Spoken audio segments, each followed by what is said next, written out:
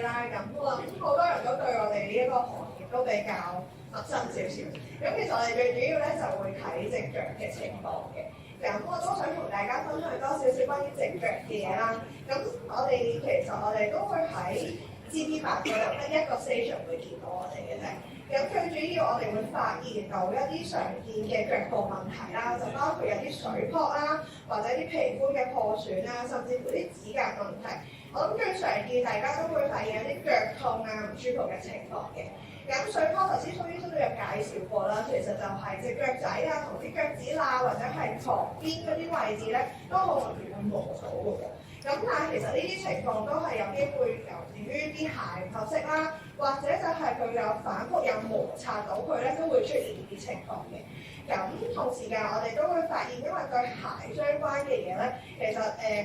我哋會不斷磨到啲骨位，甚至乎腳趾罅，即係腳趾與腳趾罅之間嗰啲位置都會出現呢個情況。上年嗰啲極端嘅天氣咧，其實隻腳仔霉咗、噏咗，其實我哋都會發現啲皮膚都會容易破損嘅。咁甚至乎啲指甲啦，又不斷撞到佢啦。頭先蘇醫生都有講咧，一啲黑指甲，即係隻指甲撞瘀咗、壓到底下個腳頭都有啲淤血嘅情況出現，都我哋會常見到嘅。咁啲鞋冇着好啦，令到啲指甲反咗咧，其實我哋都會見到反咗一半，或者係條條皮咁樣。呢個我哋可以幫手處理到嘅。即係我哋未至於剪晒你成隻反咗個指甲，但係打佢甩成點樣啦。咁其實幫你處理咗個指甲之餘咧，佢就唔使就咁黐住掄下咁樣，甚至乎由半隻指甲甩甩地就變咗成隻指甲甩晒咁樣。咁呢啲皮膚上嘅問題啦，或者係講緊啲指甲上嘅問題咧，其實我哋都可以幫手處理。咁另外啦，隻腳仔會有痛啊，即係我哋講緊有唔同位置嘅，例如嗰啲腳踭嘅位置啦、前腳掌嘅位置啦，或者就係講緊個足弓位，你覺得好似好攰啊嗰啲情況，其實我哋有啲咩可以幫到你手咧？咁其實我哋會有啲叫做臨時嘅啲 semi-compressed belt 啦，咁其實我哋都好常見咧喺我哋鞋嗰度，我哋都會問你啦，當然。就問下嗰對鞋墊裏邊，我哋可唔可以加少少呢啲軟墊落去，令到啲足弓嘅位置啦，或者係啲踭嘅位置咧會舒服少少。咁呢個係一個羊毛墊嚟嘅，咁我哋有唔同嘅高度。咁着之前、着之後，我哋都要你喺我哋面前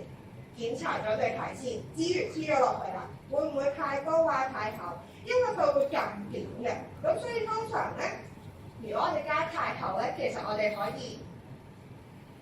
見咗，佢可以搣少少出嚟嘅，但係啦，始終仲有一段路要行啦，個身體嘅體重啦，或者呢個行落去，其實佢會撳點嘅，咁所以呢啲叫做一啲臨時嘅一啲墊可以幫到你手行埋之後嗰段路去啦。咁呢啲都可以令到你哋可以舒服少少嘅。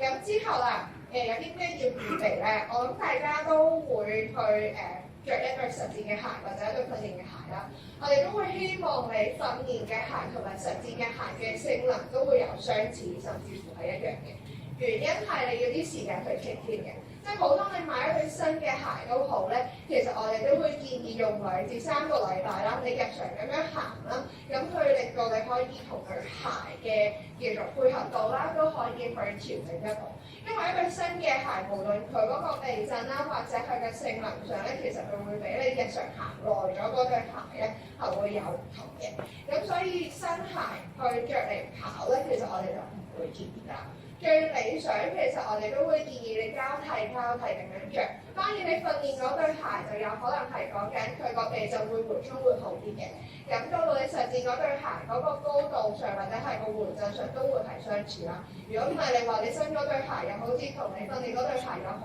大唔同嘅話咧，咁就唔理想啦。咁好啦，我哋都要你哋去幫手檢查多少少其實個鞋底個磨損。因為其實你會覺得個新鞋嗰對磨損未必，我着咗1-2次之後先去跑，未必個磨損太多啦。咁但係其實佢都會隨住你行嘅路啦，其實嗰個鞋底嘅磨損啦、前腳掌啊、啲踭位啊、側邊嗰啲位置都想你哋檢查咗之後先去訓練啦，或者就係去實戰嘅。咁好啦。有啲人都會話我會着啲五指襪，咁有唔同嘅五指襪啦，甚至乎係講緊有啲分開第一隻腳趾之後即係2、3、4、5嘅腳趾啦。咁都係睇翻你自己會唔會有呢個習慣去着呢啲五指襪，或者要再加多對襪喺邊。咁有啲新嘅其實就會建議啦，就係講緊話有啲腳趾套嗰啲，但係嗰啲腳趾套其實係直膠嚟嘅，套住咗隻腳趾仔，隻腳趾仔一著咧，其實我哋都擔心得佢冇血到啊。咁其實嗰啲腳趾套單獨嗰啲腳趾套，我而家見到坊間都好多人會推介啊，會買。我哋跟住會叫大家可以試下着啲五指襪分開一隻腳趾。或者就係頭先即係圖上面我哋見到嘅第一隻腳趾分開，然後之後其他嗰啲腳趾分開佢，咁都可以係一個好嘅方法啦。咁我哋都想強調多少少就係隻腳嘅護理啊。我諗大家都冇太多時間去諗啲指甲要點樣去處理啦。大家剪指甲嘅時候會唔會兜住嚟指甲？會啊。會係啊。男士嘅話就剪到越貼越好，係咪？咁其實最主要其實我哋都會建議啦，睇翻張圖啦。其實我哋都會建議咧個指甲要打直線嘅，唔會兜住嚟剪嘅。咁其實我哋再睇多下少少呢幅圖咧，其實你剪完咗佢或者係剪咗個角位咧，好容易咧個角位其實都因為個指甲嘅形狀啦，大多數嘅指甲嘅形狀都會係呈長方形或者係正方形嘅。如果你兜住佢嚟剪咧，其實佢都會有角仔喺度。咁你剪咗佢之後，佢都會生出嚟嘅喎。咁我哋首先教你要直線剪啦。咁另外我哋都希望咧兩邊個角位等佢生咗出嚟過咗嚿肉。咁所以大家都可以睇下望下，可以觀察自己手指甲啦。其實兩邊個角位，我哋調翻轉佢望到兩邊個角位生咗出嚟過咗嚿肉，就叫做一個好嘅長度。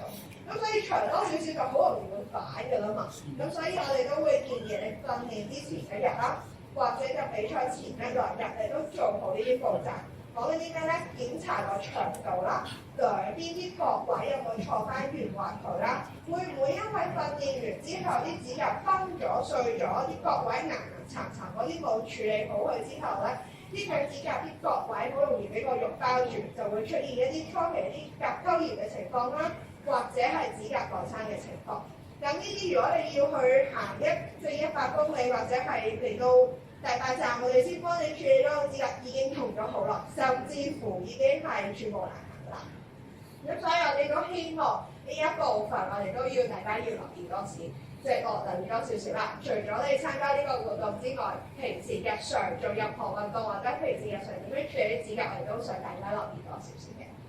咁我哋都想講少少隻鞋嘅問題啦。咁好多人都話我都揀一對鞋係舒服嘅，咁或者大家都會話我揀對舒服嘅鞋啦咁樣。咁但係其實我哋都會建議大家喺下午啦，或者係黃昏嘅時候着，咁隻腳仔會自然有啲腫脹啦。咁但係有一點兩點要留意嘅就係咧，其實我哋都希望咧隻腳同埋對鞋頭咧有一隻手指闊嘅一隻手指頭嘅闊嘅。咁當然唔好賴貓啦，好多人都話一隻手指啊嘛咁樣，唔係啊嚇，我哋希望最好真係咁樣叫一隻手指，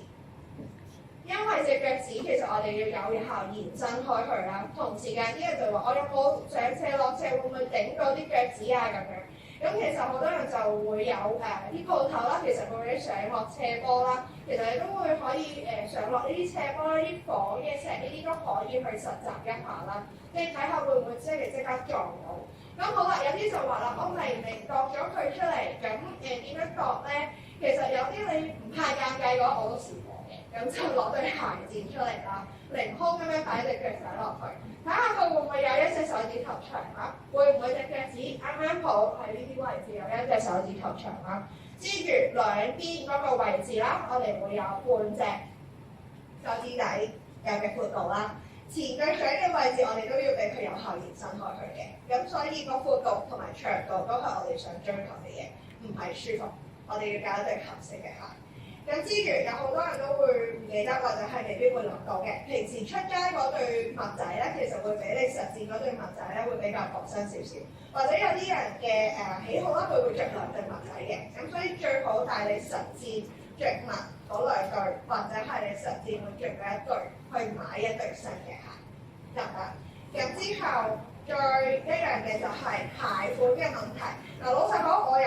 我我唔係考啦，咁但係我都知道有好多唔同牌子嘅。咁其實佢嘅設計都係其實佢會防線啦，防就有啲釘有唔同嘅高度啦。其實我都係叫做 summary 咗佢哋即係叫所有我哋嘅準則啦。咁嗰個防線個釘有幾深啊？會唔會係淺啲好啲啊？會唔會係講緊個鞋面要防水透氣？有啲人就答我佢會揀防水。但係有啲人同我講防水好焗腳，咁之後有啲人就話啦，我揀一啲係內磨嘅，或者係講緊佢係透氣嘅，佢哋會追求多少少，都係要睇你自己嘅 preference 啊，或者係本身自己隻腳仔會唔會好連着汗。但係過咗呢一叫做啲前段呢啲階段，其實我哋見到嚟到咧，叫做相對成功少少，隻腳仔冇咁噏住咧，都係揀一啲相對防滑啊、一啲透氣嘅物料嘅鞋面咧。會相對會多少少嘅，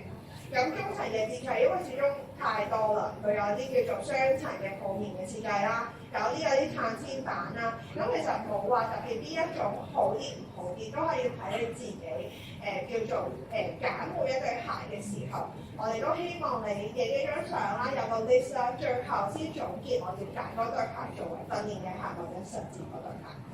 咁重量都係另外一個大家會留意嘅嘢，因為某啲牌子咧，佢多啲功能而佢嘅重量會上到300幾克嘅。咁有啲人就話我行到去呢啲位置，其實隻腳真係太重，都要睇下你哋會唔會有support手俾你喺唔同嘅階段換到另外一對鞋。當然啦，如果你預備有support手可以同你換對鞋，即係你會喺唔同公里會換對鞋嘅話，你訓練嘅時候都要預備好。即係唔好話我去實戰嘅時候，我預備好啦，我要去中間嘅時候，呢個時間我要換鞋啦。但係其實你訓練嘅時候冇預備好，你會換第二對鞋，其實你隻腳仔都要適應嘅。咁好啦，咁綁鞋帶啦，有啲傳統嘅鞋帶方法啦，甚至乎一啲叫做鞋款，佢會有一啲叫做 quick lace 嘅一啲鞋帶啦。咁去到最新，我諗我最近涉獵到嘅就係佢有個雙鞋帶嘅設計，前腳掌嘅位置啦，同埋叫做接近腳腕嗰啲位置，佢有2套綁鞋帶嘅系統。對於個前腳掌比較闊啲嘅人嚟講，而個腳腕比較撩瘦啲人嚟講，佢哋中意呢個設計嘅。咁但係都係有唔同嘅綁法啦。咁睇下你自己嘅需要，因為你綁鞋帶都係好講究嘅。頭先我講啦，對鞋啱啦，咁我哋點解會去傳中咧？咁樣大家着鞋之前會唔會做一啲動作先㗎？即係例如第一陣佢定係就咁穿落去㗎？就咁穿落去，唔知。咁我俾大家睇少少。其實我哋最正式，我哋着一對鞋啦。其實我哋着咗之後，我哋都會建議大家要蹬一蹬佢啦，確保佢擺到最後嘅位置。之後每一格都要綁翻好啲鞋帶佢。咁如果我哋以綁翻鞋帶嚟講嘅話，其實我哋就每一次都要做翻呢個步驟。另外啦，有啲叫做跑手會建議一啲穿鞋帶嘅方法，加固咗佢唔會鬆咗個蝴蝶結啦。咁呢啲都係一啲方法，令到你可以個鞋帶唔會着幾着，佢就會好容易鬆咗。或者打死你嘅你就會覺得太緊。咁呢啲方法其實坊間都有好多嘅，咁大家都可以作為一個參考啦。咁去到最 signature 咧，叫做一啲 sparse lace 嘅狀況咧，其實我哋都會建議咧，喺每一格都綁翻好佢呢個原則去做嘅，即係第一陣佢啦，確保佢擺到最後，每一格我哋都要調翻格佢之後先做，唔好最懶咁樣咧就咁捉佢最尾嗰個位置，得唔得？咁之後有啲人就會話啦咁其實我都唔知道自己隻腳係點，有啲標榜住其實佢係一啲扁平足嘅，或者係高足高嘅唔同嘅腳型㗎啦。咁其實我哋都有一啲1分鐘嘅一啲收腳嘅測試啦。咁當然唔係好完整，都去到我哋嘅 clinic 裏邊要做嗰類型嘅斷定你隻腳型啊，嗰個叫做力量啊，或者各樣嘅測試咁完美，或者係咁多資料可以俾我哋知道。但係呢個都係可以大家可以作為一個參考啦，就係可以檢查一下自己究竟個足弓嗰個高度係點嘅。咁有啲話我着嗰啲係專係揀一啲扁平足嘅、低足高嘅咁樣。咁其實個足弓嚟講咧，有啲係骨架性，有啲係姿勢性嘅扁平足嚟嘅。咁如果你足夠咁訓練好你個足弓，或者係啲小肌肉，平時你啲小肌肉嘅話，有機會個足弓係可以調整嘅。咁有啲人就話啦，我究竟買唔買呢啲就咁坊間買嘅一啲鞋墊咧？咁其實我會話啦，因為我都會睇坊間而家出嗰啲鞋墊咧，有啲人都會有個習慣，就係佢去到每一個路程之後，都會叫 supporter 同佢換一對鞋墊，即係普通一個臨身嘅成交價鞋墊換咗佢原本嗰對鞋墊嚟嘅。咁佢相對上就叫做冇功能啦，咁但係佢個軟件上佢就可以幫到你手。係咪必須要一啲叫做客製化嘅一啲鞋墊咧？呢啲其實會相對硬身少少嘅，都係一樣你要最基本自己要有啲時間訓練嘅時間啦，基本嘅時間你要俾佢同你嘅腳仔係要有一個適應嘅時間，就唔好話我着咗呢對鞋，然後之後我就諗住平時行就 OK，但係跑嗰陣時又冇着住佢，因為相對着呢啲客製嘅鞋墊所需要同佢適合即叫做適應嘅時間都會比較耐少少嘅，咁所以究竟係咪必須？我覺得唔係話必須，但係如果你要嘅話，你都要預留多少少時間俾自己去調節啦。咁最後啦，都係一啲新嘅 term， 大家都會去留意嘅，就係揀一對越野跑鞋嘅時候，我哋會唔會要追求個落差咧？即係個腳跟個落差 heel to toe drop 咧？咁有啲就會話我試咗唔同嘅 drop， 咁其實都揾到自己嗰個最舒服嗰個落差點。咁但係你要真係要上網再做多少少功課啦。我就頭先講啦，你實踐嗰對鞋同埋你訓練嗰對鞋，其實網站上嘅越野鞋款啦，無論一啲網誌啦，或者係講緊啲佢本身嗰個 website， 其實佢都會寫呢個字 heel to toe drop 啦。咁其實你都可以參考翻呢個數字，睇下你會唔會唔同嘅 heel drop 可以令到你叫做促進咗你嘅前掌啊，或者足弓嘅力推轉會比較好啲，或者就講緊一啲高足弓嘅腳仔嘅話，佢會唔會太高嘅 heel to toe drop 會令到你腳本嘅穩定性即係冇咁平衡，或者容易啲咬咧咁樣。咁所以呢一個都係可以大家有一個參考嘅數字啦。咁所以就冇話特定邊一個叫做 heel to toe drop 嘅一個距離係最理想嘅。咁但係大家去試嘅時候，最好做少少功課，或者問一問個受訪員究竟佢會唔會知道個 heel to toe drop， 亦都可以幫到你手作為其中一個數據去揀你對實戰嗰對鞋咧。咁我哋都會喺 CP8 嗰度見到大家嘅，咁當中都會有啲嘢飲啊，或者係點樣，咁或者係嗰啲都係一個大嘅一個 supporting 嘅一個 station 啦。咁所以如果大家都隻腳仔開始有啲攰啦，有啲痛嘅情況，咁我哋都可以睇下對鞋可以加幾多啲線可以幫到你手啦。另外就使我哋睇到對鞋其實都唔夠位置可以加到個線嘅話，我哋都會同你講，我哋有啲咩可以幫到你手行埋之後嘅路程。好，咁我都希望大家可以順利完成到呢100 km 啦。咁就多謝大家。好。